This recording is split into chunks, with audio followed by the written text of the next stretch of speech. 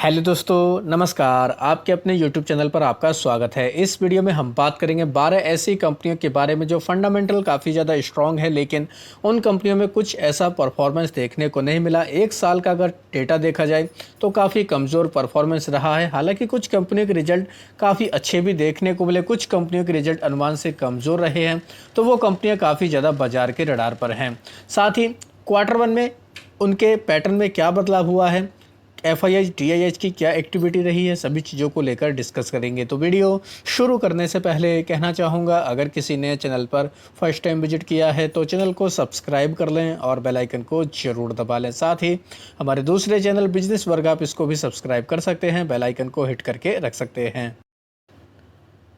सबसे पहले बात करेंगे टाटा ग्रुप की। एक दिग्गज कंपनी है, आईटी सॉफ्टवेयर ईवी सेगमेंट में ये कंपनी काम करती है। नाम है टाटा एलेक्सी। टाटा एलेक्सी का अगर एक साल का परफॉर्मेंस देखा जाए तो लाल निशान में दोस्तों ये हम लोग को परफॉर्मेंस देखने को मिला है। टाटा एलेक्सी ने पिछले एक साल में कोई बड़ा कारोबार नहीं करके दिखाया। मतलब कारोबार वैसे तो कंपनी ने अपना बिजनेस किया, लेकिन बाजार के हिसाब से देखा जाए तो ये कंपनी हम लोग को दोस्तों परफॉर्मेंस इसका काफ़ी कमज़ोर देखने को मिला है। तो एक साल में इसने कुछ भी दोस्तों अपने जो भी इसके निवेशक हैं उनको कुछ नहीं दिया है। तो कहने का मतलब ये है कि इस कंपनी का काफ़ी कमज़ोर परफॉर्मेंस देखने को मिला। क्वार्टर 1 में अगर शेयर होल्डिंग का पैटर्न का डेटा देखा जाए तो आप लोग खुद से अंदाज़ा लगा सकते हैं। एफआईआई की तरफ से इस कंपनी में हिस्सेदारी मामूली सी बढ़ाई गई है जून के क्वार्टर में अगर देखा जाए। हालांकि इससे पहले दिसंबर के क्वार्टर और मार्च के क्वार्टर के बीच में एफआईएस की तरफ से हिस्सेदारी को कम किया गया था। डीआईएस की एक्टिविटी की अगर बात की जाए, जून में डीआईएस की तरफ से मार्च के क्वार्टर के बाद काफ़ी ज़बरदस्त कमबैक किया गया है। यानी कि कह सकते हैं पिछले साल यानी कि जून 2024 से लेकर अब तक डीआईएस की तरफ से लगातार इस कंपनी में हिस्सेदारी बढ़ाई जा रही है। हालांकि पब्लिक ने अपनी हिस्सेदारी को थोड़ा सा कम किया है। तो ये एक ऐसी कंपनी है जिसके रिजल्ट मार्केट के अनुमान के आसपास रहे थे, उसके बावजूद ये कंपनी हम लोगों को लाल निशान में देखने को मिली है। तो आप चाहें इस कंपनी को प्रॉपर डिटेल में जाकर स्टडी कर सकते हैं। दूसरी कंपनी ये भी दोस्तों ईवी सेगमेंट में आईटी से जुड़ी हुई कंपनी, नाम है केपीआईटी टेक्नोलॉजी। इस कंपनी का भी अगर पिछले एक साल का परफॉर्मेंस देखा जाए कमज़ोर ही देखने को मिला है, क्योंकि ग्लोबली अनसर्टेनिटी काफ़ी ज़्यादा है, जिस वजह से इस कंपनी के बिजनेस के ऊपर भी हमें इम्पैक्ट देखने को मिला।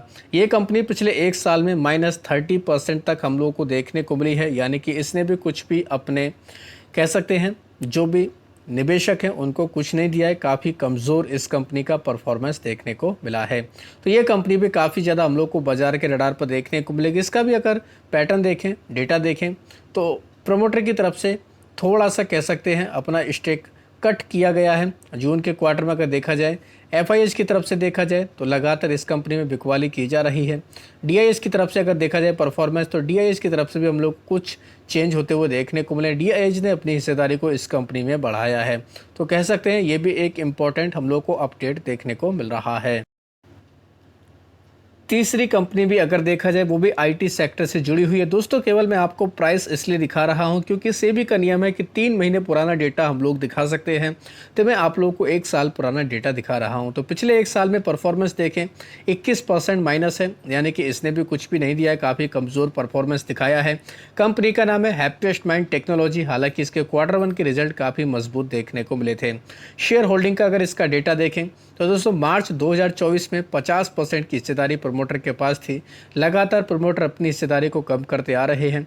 हालांकि मार्च 2024 में 7% की हिस्सेदारी इनकी दोस्तों गिरवी भी रखी थी, वो भी कह सकते हैं हम लोग अब कम होते हुए देखने को मिल रही, जो एक कहीं ना कहीं प्लस पॉइंट हम लोग कह सकते हैं। एफआईएस की एक्टिविटी की बात की जाए तो एफआईएस की तरफ से मामूली से हिस्सेदारी को घटाया गया है।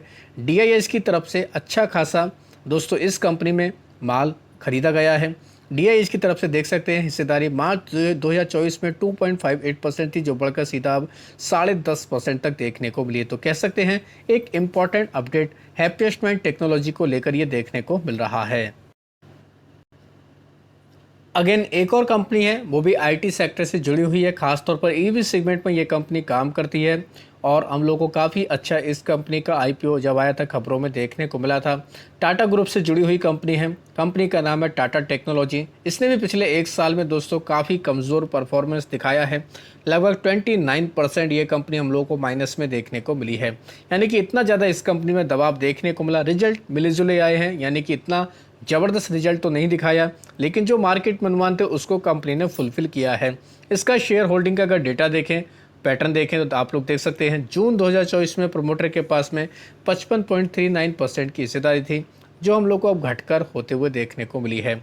अगर बात की जाए एफआईएच की तरफ से, तो एफआईएच की तरफ से दोस्तों अच्छा खासा हिस्सा इस कंपनी में बढ़ाया गया है। 4.87% की हिस्सेदारी एफआईएच के पास देखने को मिल रही है। डीआईएस की तरफ से अगर देखा जाए तो जून 2024 से लेकर जून 2025 तक यहाँ पर काफ़ी अच्छी हिस्सेदारी बढ़ाई गई है।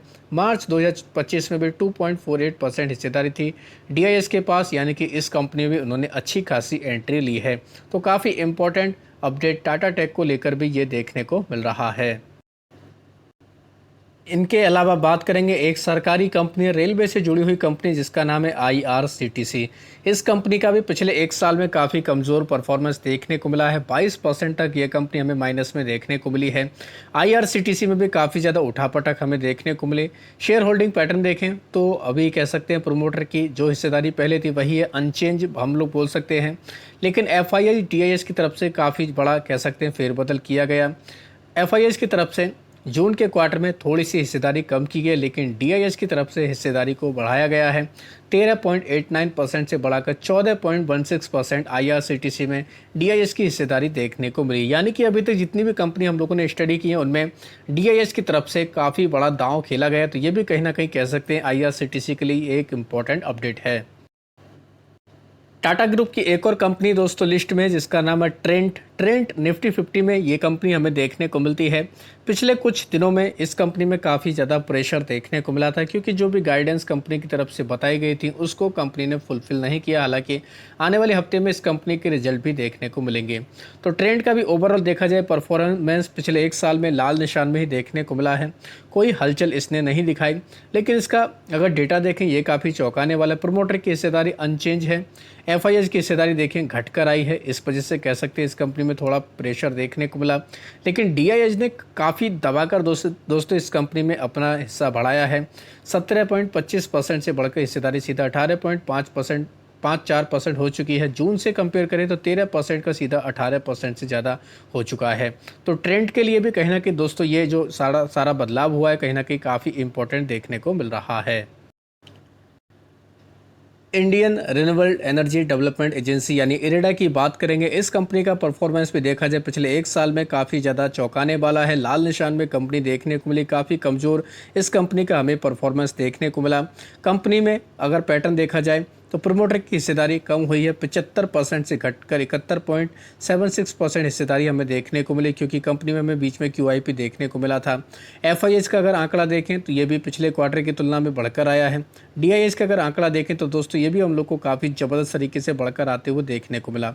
तो डीआईएच ने यहाँ पर भी दोस्तों इस कंपनी में काफ़ी ज़बरदस्त गेम खेला है, ऐसा भी हम लोग बोल सकते हैं।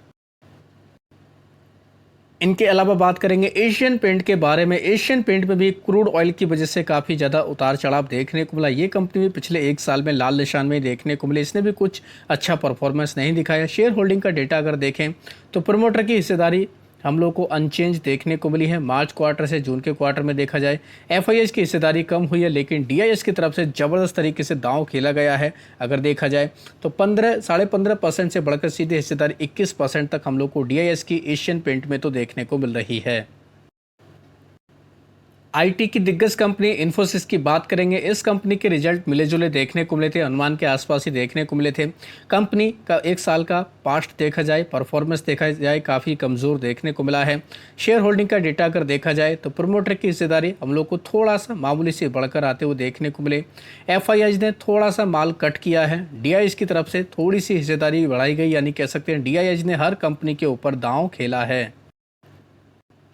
वरुण बेवरेज की बात करेंगे। इस कंपनी के क्वार्टर वन के रिजल्ट मिले जुले देखने को मिले, यानी कि अनुमान के आसपास ही देखने को मिले, जिसकी वजह से इस कंपनी में थोड़ी सी हमें रिकवरी देखने को मिली। हालांकि ये कंपनी पिछले एक साल में देखा जाए 15% के माइनस में है, यानी कि इसने भी कमज़ोर परफॉर्मेंस दिखाया।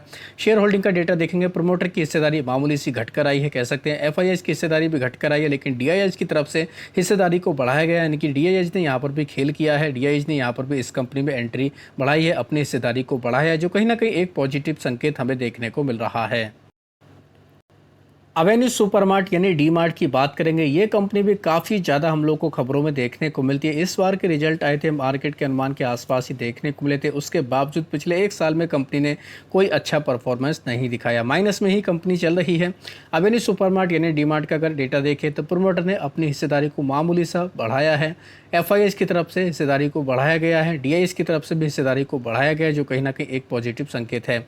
एस्ट्रल की बात करेंगे, इसने भी पिछले एक साल में 33% तक का दोस्तों कह सकते हैं एक कमज़ोर परफॉर्मेंस दिखाया। लाल निशान में ये कंपनी भी देखने को मिली। एस्ट्रल का अगर डेटा देखें ये भी काफ़ी चौंकाने वाला है। प्रमोटर की हिस्सेदारी अनचेंज है, एफआईएच की हिस्सेदारी घटकर आई है, लेकिन डीआईएच की तरफ से हिस्सेदारी बढ़कर आई है, जो कहीं ना कहीं एक पॉजिटिव संकेत हम लोग बोल सकते हैं।